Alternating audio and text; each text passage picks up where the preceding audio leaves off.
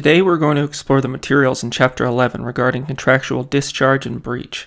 In contrast to other chapters of the textbook, we will move through Chapter 11 fairly quickly. However, you should note the topics in Chapter 7 through 12 of the textbook will be tested with equal weight on the 70 multiple choice questions on the final exam. Before moving on, you may want to familiarize yourself with the learning objectives outlined at the bottom of page 273 of the textbook. This is what you will be expected to know at the end of this video. How do most contracts come to an end? The answer is simple. Parties perform the obligations that they've agreed to under a contract. However, as we're going to explore in Chapter 11, there's other ways that contracts come to an end. What if the parties determine that they don't want to perform the contract and they mutually agree? Is there laws out there that will automatically end contracts even without the consent of the parties? And then finally, we'll discuss when a party is in breach of a contract. Most contracts end by performance, but this can be complicated. The reason being that parties are required to perform exactly as the contract requires. To give an example of this, let's look at time of performance. We already know that if I say, as the offeror, "Do you want to buy my Jeep for $10,000? That's a contract that's capable of being accepted. Okay, what if I deliver that Jeep next year? What if you pay for it 3 years from now? As a seller, I'm not going to be very happy with you if you're offering to pay for it years later, and as a purchaser, you won't be very happy with me if I plan on delivering the Jeep at a much later date." What are we talking about here? We're talking about the time of performance, what was required under the contract. So is it considered a breach if the time of payment or the time of delivery is done at a much later date? How can we figure this out? First thing, let's look back at the rule. Parties must perform exactly as the contract requires. One thing we can do is put the time of performance right in the contract. Do you want to buy my Jeep? I will deliver the Jeep tomorrow at 12 noon. You will pay for the Jeep tomorrow at 12 noon. If you pay for the Jeep at 1 p.m. or later in the afternoon, you're in breach of the contract and you haven't performed. If I deliver past noon and I am late, I am in breach of the contract. Now, back to, do you want to buy my Jeep for $1,000? How long do you have to pay for it? How long do I have until I have to deliver it? Is there any way that we can figure this out? Is there something in the law that keeps popping up time and time again? You've probably guessed it. It's reasonableness. What would the reasonable person think the time of performance is acceptable? Perhaps if I deliver my Jeep to you within a week, within a couple weeks, that would likely pass the test. Along with you as a purchaser paying in a couple of weeks, likely a reasonable person would find that acceptable. When you start talking about months or maybe a year, that's unreasonable and would be considered a breach of contract. I'm guessing that the time of performance issue isn't a surprise. That's common sense that we'd use a reasonableness standard. This next part might surprise you. What if, in my offer for the Jeep for $10,000, it's the time of performance and the purchaser comes to me with $10,000 in the form of a check or is willing to pay by credit card? And as the seller, I say, cash only. Is that something I needed to specify right in the contract? Does the purchaser have options in terms of method of payment? Perhaps surprisingly, the answer is no. If the contract doesn't specify what the form of payment is, the seller can demand cash. Now, this goes back to a time before how I'm assuming you pay for items. Do you use cash very much? I'm guessing probably not. However, when you think about it, if you're worried that the purchaser isn't what we sometimes call creditworthy or is going to be honest with you, you probably want cash. Think about selling something online to a stranger, and they show up and they take this item they are purchasing from you, and they say, "I'll pay you next week." You're probably not going to do that. What if they write you a check? Do we think that check's going to be honored? Do we know how to track these people down? If the answer is no, you're probably going to insist on cash. And contract law gives you that ability. A few points should be made on common payment options. Now, the textbook goes into detail on this, and I would only go through a quick review covering the points that I'm about to proceed through. So you're paying for something at a store with a debit card. Who's this transaction between? Your bank account and the store. When the sale goes through, money is automatically debited from your bank account. The store has the money. Compare that with a credit card transaction.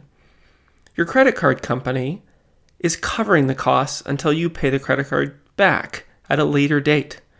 The transaction is final for the store, but you as the payor, it is not final until you pay back your credit card company. So there's an important role for the third party being the credit card company. In the same way, but old-fashioned, are checks. The one difference with checks compared to credit cards, the payment isn't final right away. The party who's holding onto a check and it is addressed to, they don't get that money until they actually physically go to a bank and offer the check as payment. And even at that time, the check may not be honored and payment won't go through. So the difference with a check is that payment isn't final until the payee has gone into the step of having the check honored. And then finally, in a more modern sense, today there's a whole host of other payment options, such as PayPal and other online forms. You can get into Bitcoins and all forms of payment that for our purposes are very interesting, but we won't need to know for the final exam. What if a party performs most of the obligations they have under a contract, but they don't complete all of it? An example will help illustrate this point. There's a contract where I am to paint someone's house for $10,000. I bring paint, I paint most of the house, I'm almost completed my obligations. But I run out of paint, and there's only a windowsill left. I leave, come back with more paint, and discover that the homeowner won't let me back on the property. And I say, that's fine, well just give me the $10,000 that you owe me for painting your house. Oh no, they say. I haven't completed the contract. The house isn't completely painted yet. Well, I was so close, and in fact, I'm even willing to complete my obligations under the contract. But does the homeowner have a point? What was the contract for? To paint the house. Have I completed painting the house? No. The nature of this contract is what we call entire contracts, in the sense that there's an obligation that needs to be completed fully, painting of a house. The contract wasn't specified to paint for 20 hours or to paint as far as I can go. The contract was to completely paint the house. And if I haven't fulfilled my obligations, then I haven't completed the contract and I can't demand payment. Now, a number of things need to be said on this point, because of course that's grossly unfair for the homeowner to refuse any payment considering that they've been enriched. That means that they've received the benefit of almost their entire house being completed, being completely painted. And I've spent the time and the money for the resources of the paint, and I get nothing out of it. So it's not contract law that's going to assist me in getting compensation. It's something that we will be discussing at the very end of the course in Chapter 12. When I mentioned the word enriched, that's because the concept of unjust enrichment would be used here, where I wouldn't be paid for, let's say, if I was 99% complete painted the house, that I would get 99% of the price that I've been promised. Instead, I would say, I've painted this house for 20 hours, I used these amount of supplies, and this is the prevailing reasonable rate for a home painter to be paid, and I would like that for 20 hours of payment, considering my time. Thus, it's not based on the contract, it's based on what a painter would be paid using reasonable circumstances. What if it's the intent of the parties that they want the contract to come to an end without performance? The first topic we'll be discussing when parties build into their contract options or circumstances where a contract will come to an end without performance. The first concept is an option to terminate, a unilateral right to discharge. An example will help illustrate this point, and I'll use one from my own professional experience as a lawyer. I'm recently dealing with a contract where one of the parties has decided to end the contract. The other party is very unhappy because, to be honest, they were paid quite a bit for their services under the contract. And they're seeking legal recourse to say, you can't cancel this contract. You must continue with its operation. Well, you can probably already sense that I work for the party who has terminated their contract. And they point to a clause that says at any point, even without a reasonable basis, either party on 2 weeks' notice can bring this contract to an end. That's an option to terminate. We won't get into the policy reasons of why someone might want to do that in contract negotiation or what type of circumstances you see these options placed into a contract. But the idea is that if you, in entering into a contract as a party, want an out, want a way to get out of the contract at any point without giving any reason, there's nothing wrong with putting that type of clause and provision into a contract, provided that the other parties agree.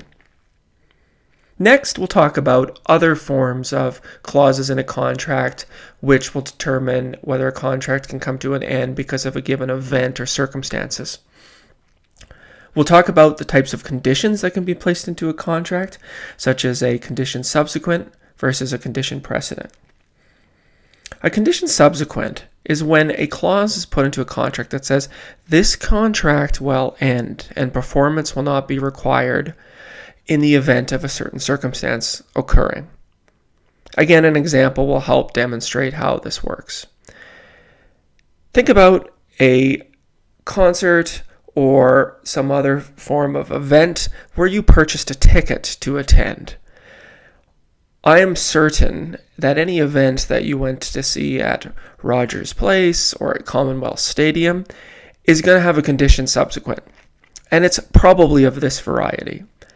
If you're at Commonwealth Stadium where there is no roof and there's inclement weather such as hail or severe storms, whatever concert or event was going to take place may be canceled. You as a ticket holder, can you sue and say, you've sold all these tickets, you have to perform this event. We have a contract.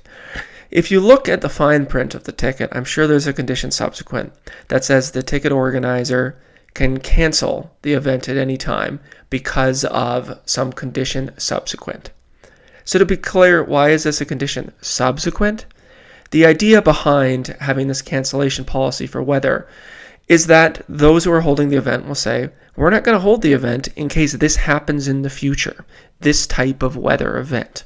And therefore, because of something that subsequently happens to the contract, it can be canceled and performance won't be required. Contrast that with a condition precedent. Here is the best example of a condition precedent, and one that either you have already dealt with as a purchaser of a home or a condo, or you will likely do this in the future. When a purchaser enters into the standard form purchase and sale agreement to buy residential property, they typically don't have all the money to purchase that property right away. They likely have to go to a bank and obtain a mortgage. Now, that doesn't mean that purchasers, when they sign this contract to agree to purchase property, always will be bound to purchase the property even if they can't come up with the money for a mortgage. It is very common, and I would in fact say the standard purchaser will pursue a condition precedent in the offer that says, I will purchase this property for this price on the condition that I can come up with a mortgage. This is a condition precedent because you were saying, I agree to pay this amount for this property, provided I can get something first. I need to have something set up before this is a binding contract, and that is me obtaining mortgage approval.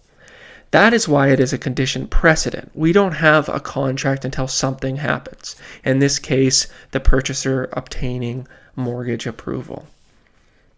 Now you'll note that in between a condition subsequent and condition precedent, there's something called a true condition precedent. Now, the difference between a true condition precedent and a condition precedent is a bit of a soft distinction, but we still need to explore this concept anyways. A true condition precedent is something along the lines of, I will sell you these explosive weapons provided that the government makes it lawful to sell these items, assuming that at the current time the contract's created, there's a prohibition against selling those type of items. They're illegal. Why is that a condition precedent because we're saying the government needs to change the laws before this becomes a enforceable contract. The difference between a true condition precedent with that example and a condition precedent is obtaining a mortgage is something that you have control. You have the power to go and try and get mortgage approval as a purchaser. Now, assuming you're just an ordinary person, you don't have the power to change the laws. And therefore, you have no exercise of control over getting that condition set up and approved. That is the distinction. Why is there a distinction that we need to discuss? A condition precedent that is not fulfilled can be challenged for bad faith. And what I mean by this is that a purchaser who is offered a certain amount to purchase residential property and then says, oh, surprise, surprise, I don't have mortgage approval and I couldn't get a bank to give me a mortgage to buy this property, so I don't have to go through with the agreement. That can be challenged by the seller, who can say, you in good faith didn't try and go out and get mortgage approval. And then it becomes the obligation of the purchaser to show, yes, I did. I tried to get mortgage approval with these banks and they didn't approve me. With a true condition precedent, there is no good faith requirement. That is that the other party can't challenge it to say you didn't try to get the condition met in good faith. The distinction there is because the approval, again, is completely outside of the control of that party. In the example with having the sale of weapons approved, it was the government. And therefore, there was no obligation on the part of that party to try and write the government to change the laws or to exercise some influence. It's a true condition precedent, and so there's no good faith obligation. The next few sets of slides are different ways that parties after a contract has already been completed. And this is in contrast to conditions subsequent to precedent that have to be included in the original contract. So the next few slides are topics where parties after that contract have decided, you know what, let's change the performance under the contract, or let's just bring it to an end. So by agreement, we will alter or cancel our contract. Effectively, these different topics, accord and satisfaction, variation, and novation, are different ways to alter or end contractual performance by agreement between the parties. Now, in many ways, the difference between them is quite small. And in fact, something in a contract that is being changed doesn't necessarily need to be one or the other. That being that it doesn't have to be called a release or it doesn't have to be called a variation, but it would have the same effect as long as it meets the criteria to be a binding agreement. And what is that key criteria for it to become a binding agreement? You're probably guessing it. We need consideration. This is what we discussed on the question of past consideration. The idea that if we're changing an agreement, we're going to need something fresh, some benefit flowing between the parties. Now, first, let's talk about accord and satisfaction. Essentially, accord and satisfaction is two different steps. There's accord followed by satisfaction. So let me give you an example. I'm selling you my bicycle. We have a contract where you will buy my bicycle for a certain sum of money. But then I decide I don't want to sell you my bicycle anymore. So I propose to you a new arrangement. Instead of my bicycle, would you like to buy my computer? What if you agree to this change, to say, I agree that I will now be buying your computer instead of your bicycle? This is a good example of accord and satisfaction because the accord is made out when we have a new agreement. A new agreement that instead of the bicycle, you will accept the computer. Now at that point, no new consideration has been given, and you can back out of the accord and say, no, I want to insist instead on the original agreement of the bicycle. However, if I hand over the computer to you, that is considered new consideration, actually giving the exchange of this new value that we've agreed to. That is called satisfaction. And once you've accepted the computer and we've completed satisfaction, that is the complete accord and satisfaction, and the old agreement for purchasing a bicycle is at an end, and the new agreement is fully binding where you've accepted the computer. So that's why accord and satisfaction is essentially two different steps. There's an agreement, which is the accord, and needs to be followed by satisfaction for it to be legally binding. A few other methods where parties can alter their contractual performance or bring it to an end is done by release.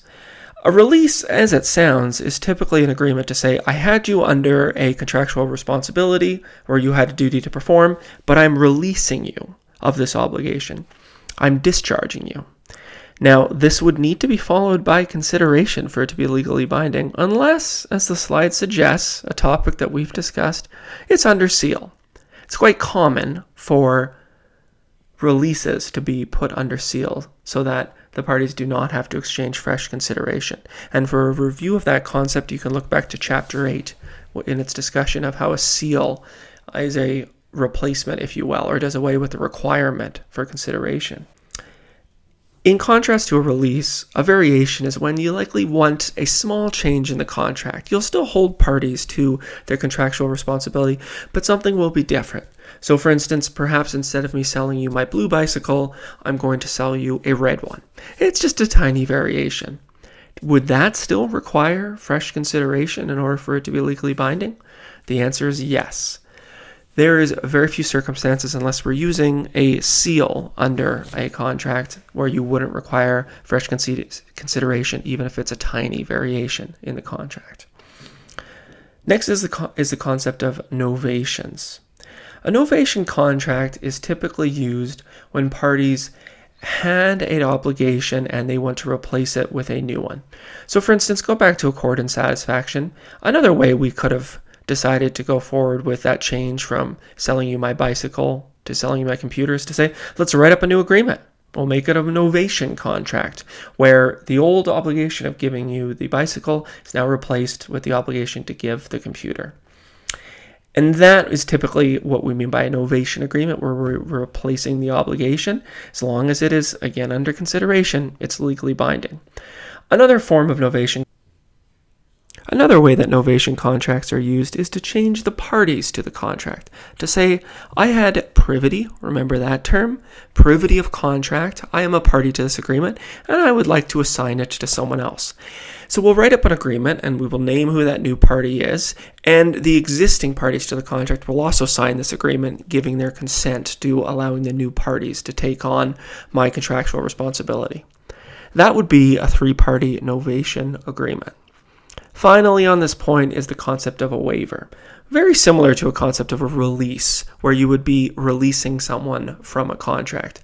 I would suggest that a waiver is used if we're just waiving a part of a contract or a clause of a contract. And we would say, I am waiving my ability to hold you to that contractual term. If it is a waiver, if it's called a release, really a small distinction, but both, again, and as always, will require fresh consideration. We're coming to the end of our materials for Chapter 11. We've been talking about when parties agree to end or change their contractual obligations with each other. Well, what about times when it's done by automatic operation of law and not by consent of the parties? We'll go through a few of these concepts, which are also visited at other parts of our course on contract law. Now, we discussed the concept of frustration in Chapter 10. Frustration, again, is when the subject matter of a contract has been destroyed and it is now impossible to perform the contract. Another way of looking at frustration is that because the subject matter has been destroyed, contract can't be performed, it's discharged.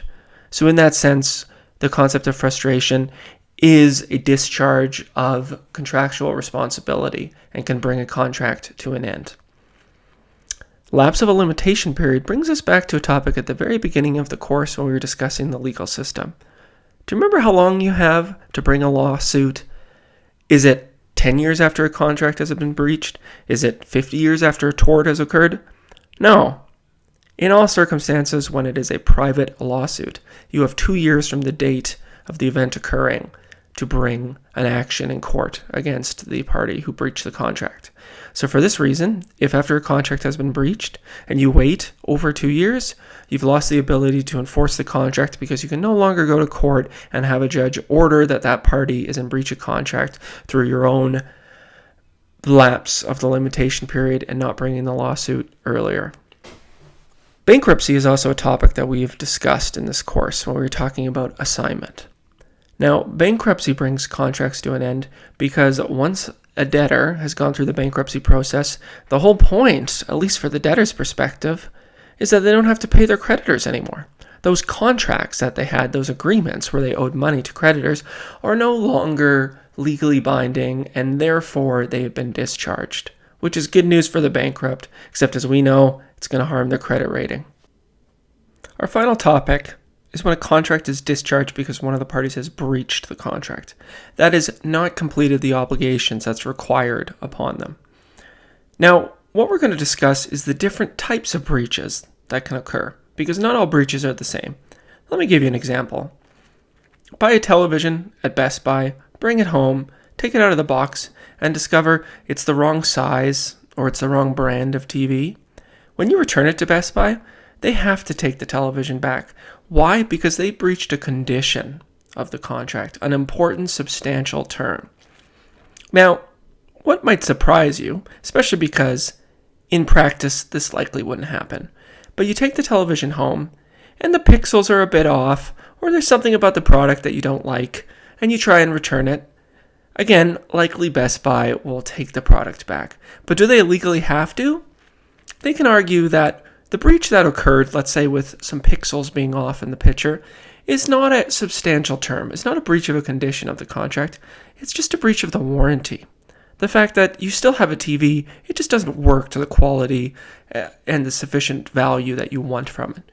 Now, a warranty still has legal liability in the sense that Best Buy has to bring the product into compliance with what you expected. In other words, they have to fix the damages. So in this case, they would have to fix the television, but you wouldn't be entitled to your money back because it isn't a breach of the more important substantial term, the condition of the contract. Now, I know what you're thinking. Well, if the TV doesn't work properly, maybe that is a substantial term and not just a mere warranty under the contract. And this is where judges have come in and said, okay, not all breaches are either conditions or mere warranties. Sometimes it depends at the very end when the breach occurs to determine, is this of an important substantial term? And those are hybrid terms. Therefore, they're in the middle of conditions and warranties in the sense that determining whether a substantial term or a lesser term is breached, we have to ask and look at the situation objectively and say, is this important to the parties involved? Is this something that has impacted them in a way that's been a substantial breach, or is it a lesser breach? So in many ways, we have to wait till the end to figure out when the breach occurs. Is it a condition or is it a mere warranty? And again, the difference being a condition would entitle the party to rescission to say, give me my money back and take back your broken TV, where a breach of a warranty is only that the item must be fixed and brought into compliance with what the parties expected out of it. But they certainly wouldn't be entitled to rescission. Lastly, let's talk about the types of breaches that can occur of a contract, because not all breaches will occur in the same way. First is defective performance. Imagine that I've ordered 100 light bulbs, and what is showing up? 90 light bulbs. Do I have to accept the light bulbs? No. This is defective performance. It's not what I asked for. This you might find surprising. What if 110 light bulbs show up and I've only ordered 100? Do I have to accept them? No. I'm not required to take 100 and then send back the other 10. I'm allowed to reject because it's defective. It's wrong. It's not what I ordered. Now imagine I ordered 100 light bulbs of the GE variety. That's the brand name. 100 light bulbs have shown up, but they're from some other producer. Do I have to accept them? No, that's a breach of contract, but it is a deviation. It's not defective performance. It's deviating because it's a different brand than what I ordered. Anticipatory breach occurs when a party says, I'm not breaching right now, but I'm going to. Here's a good example, similar to something we discussed earlier. When someone is selling their home and they've accepted an offer from a purchaser, it typically takes a few months for that deal to close, as in for when the purchaser will move in and the seller will move out. In that time, what if the seller has a change of heart, or the buyer has a change of heart, and they decide they don't want to go through the transaction? They'll let the other party know, and what are they saying? Just so you know, when that closing date comes, either the purchaser says, I don't plan to move in and pay for it, or the seller says, I'm not moving out. So you're not breaching immediately.